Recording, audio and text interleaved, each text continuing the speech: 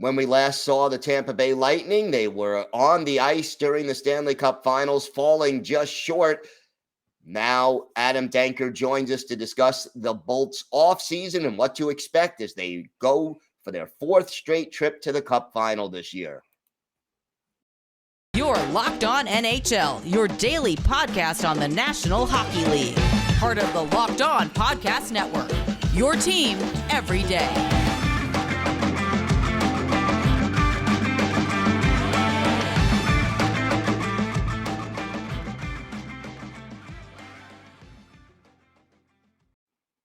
And welcome, everybody, to the Monday edition of the Locked On NHL podcast. And thank you for making Locked On NHL your first listen every day.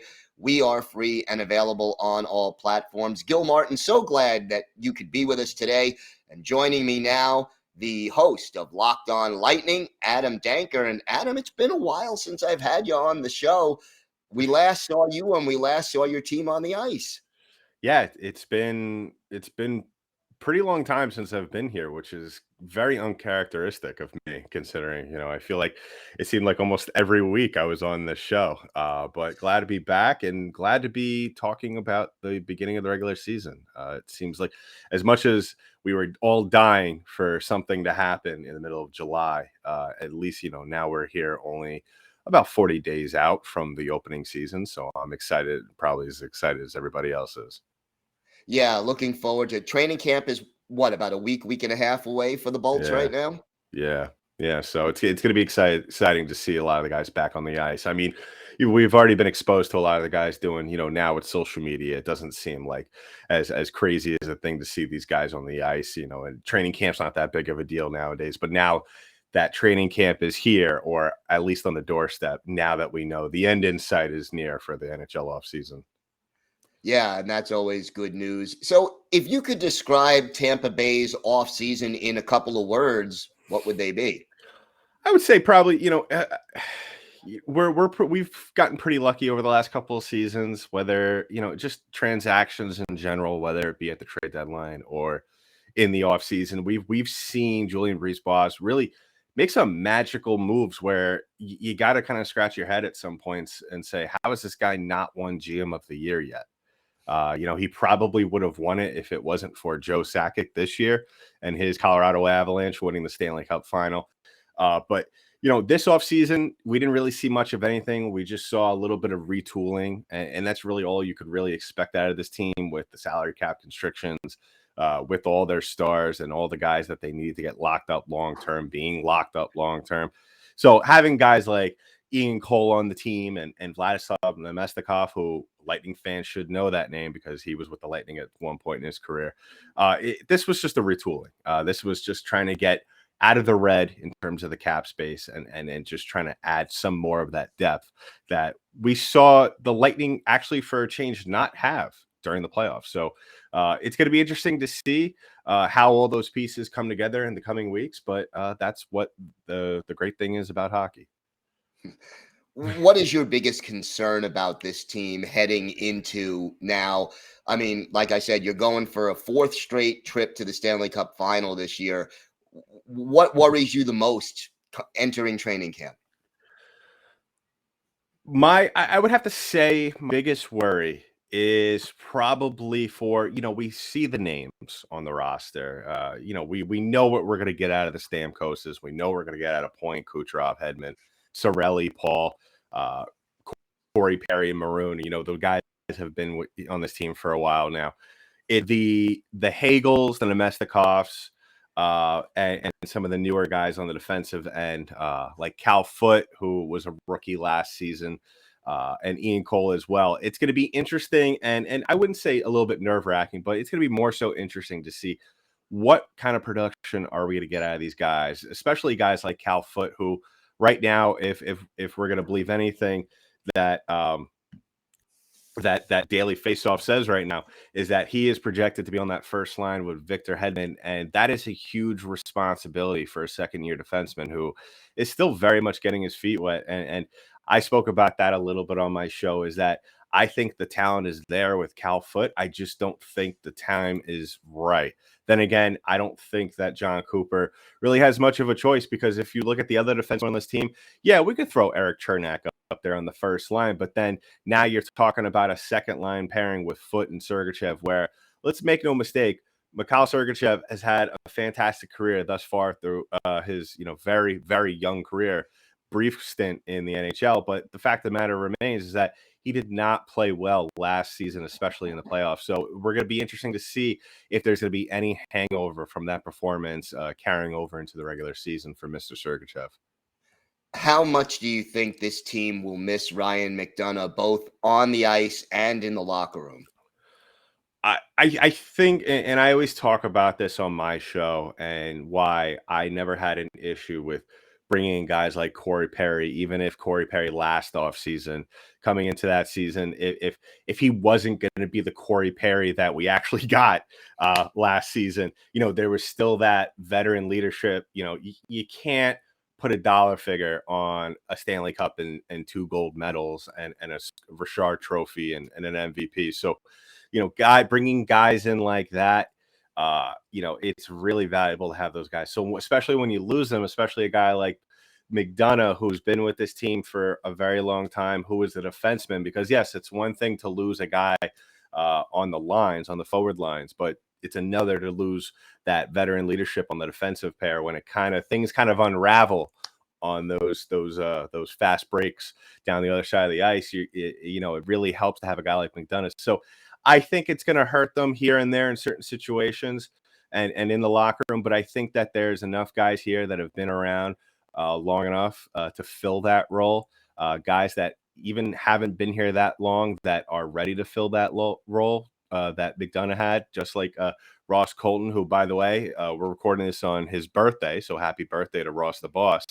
And so a guy like that, I think, is ready to move into that leadership role. And I think that's what upper management felt, whether it be Ross Colton or somebody else, a guy maybe like Ian Cole, who has won championships with other franchises before. So, I think kind of losing McDonough, that was a situation that I felt like we all knew it was going to happen at some point down the road.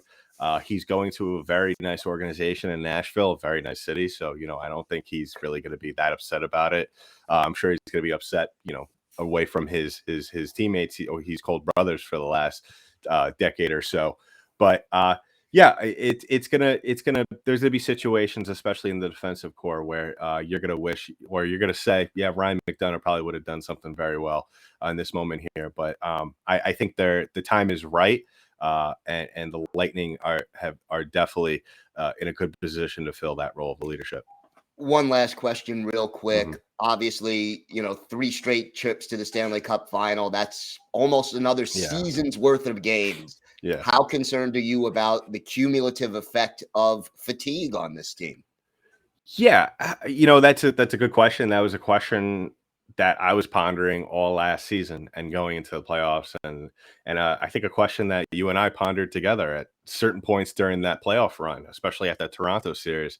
And the answer is that hockey players are the toughest guys on earth, and really, hockey isn't the kind of sport where it's like the NBA where you could give guys nights off. It's a 82 game sprint, and then the playoffs are just as more intense. And yeah, ideally, and I spoke about this during the playoffs and going into the playoffs, especially in that last month. Ideally, you would have liked to have seen Vasilevsky get a little bit more time off his feet, just allowed, because listen, like you said, the Lightning have played a ton of games over the last couple of years. So yeah, that's an entire other season. And, and you saw it throughout points with not only Vasilevsky, but also with this team, especially through the Stanley Cup Final. It wasn't just the fact that the Avalanche were just the better team. It was that this Lightning team was gassed at certain points in those games. So, yeah, it's going to be interesting how because I think Cooper and co are going to look at that and realize we're going to have to maybe change things up this year. I wouldn't be surprised if you see guys a little bit more up frequently from Syracuse. That was something we didn't see that much of. Last couple of years prior, we did see that with a lot of guys coming up and down from Syracuse guys. And that really helps guys in the long term, especially when the playoffs roll around, if you have injuries, because then, it's not a big deal. They could just hop into those roles. So, yeah, I think we're going to see a little bit shuffling here and there throughout the season just to give certain guys the nights off. I'm not talking about Kucherov or Point or the big names like that, but I wouldn't be surprised if maybe Vasilevsky plays, not that many games this season, unless, the Lightning really need him to play more games in order if they're on the fringe of making a playoff, taking a playoff spot or not. All right, Adam, why don't you tell our viewers and our listeners where they could find the podcast and where they could find you on social media? You can find the podcast wherever audio podcasts are distributed. So Spotify, Google Play, iTunes, wherever they are, wherever you could find those, we're there. We're also on YouTube. This week we'll be talking about the Atlantic Division, how the Lightning stack up against some of these teams that are up on the up and up, like we spoke about it before we hit record. Buffalo is going to be competitive. Ottawa is going to be scary. Detroit might be a little bit scary. So we'll have to wait and see. But we're going to talk about it before the season starts. And then you could find us on our social media pages at @LO_Lightning on Twitter, as well as LockedOn_Lightning on Instagram. You can find me finally at DankyDank on Twitter, at DENKYD8NK. Love to hear from all of you. And yeah, like and subscribe to the pod. And really excited for the season to start because, quite frankly, we're kind of running out of things to talk about at this point. So. We're all looking forward to the season starting. Adam, thank you so much for joining us today. As always, Gil, thanks for having me. Today's episode is brought to you by our friends at Athletic Greens. Our next partner has a product I literally use every day.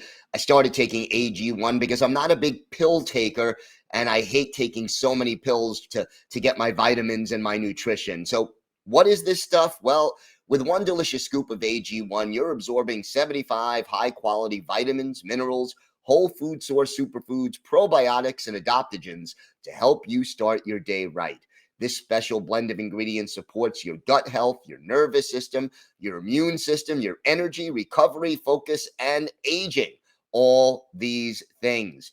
And it's lifestyle friendly, whether you eat keto, paleo, vegan, dairy-free, or gluten-free. It contains less than 1 gram of sugar, no GMOs, no nasty chemicals or artificial anything, while still tasting good. And look, it costs you less than $3 a day. You're investing in your health, and it's cheaper than your cold brew habit. Right now, it's time to reclaim your health and arm your immune system with convenient daily nutrition.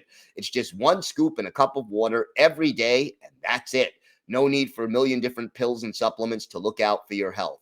To make it easy, Athletic Greens is going to give you a free 1-year supply of immune-supporting vitamin D and 5 free travel packs with your first purchase. All you have to do is visit athleticgreens.com/NHL Network. Again, that's athleticgreens.com/NHL Network to take ownership over your health and pick up the ultimate daily nutritional insurance.